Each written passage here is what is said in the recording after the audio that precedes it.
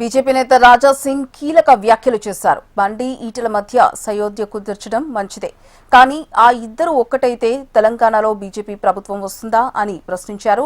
బీజేపీలో చాలా మంది సీనియర్ల పరిస్థితి ఏంటని అన్నారు. గతంలో గెలిచిన కార్పొరేటర్లను ఎవరినైనా పట్టించుకున్నారా అని అన్నారు.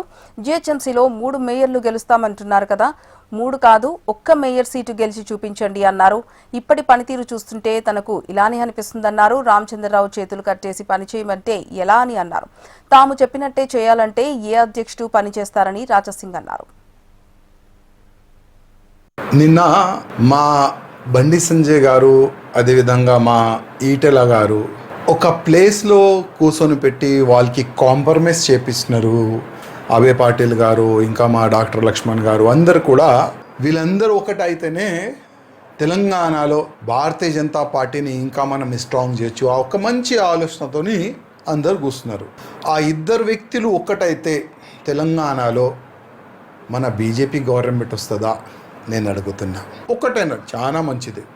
కానీ ఇవాళ భారతీయ జనతా పార్టీలో చాలామంది ఆయన ఎంత బాధలు ఉన్నారో అది మాకు తెలుసు.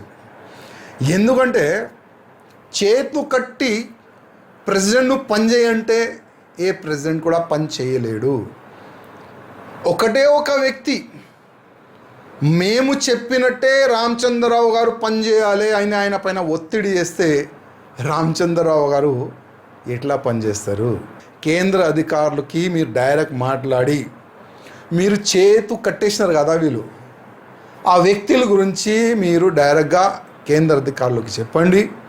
మీరు ఫ్రీ హ్యాండ్గా తెలంగాణలో వచ్చే మున్సిపల్ ఎన్నికల్లో మీరు పనిచేస్తేనే మంచి రిజల్ట్ వస్తుంది.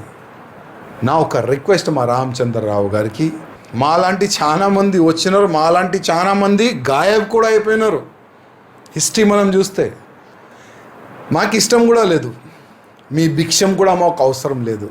కానీ రిక్వెస్ట్, నాలాంటి చాలామంది కార్యకర్తలు ఉన్నారు, ఒక్కసారి తెలంగాణలో డబుల్ ఇంజన్ గవర్నమెంట్ రావాలి.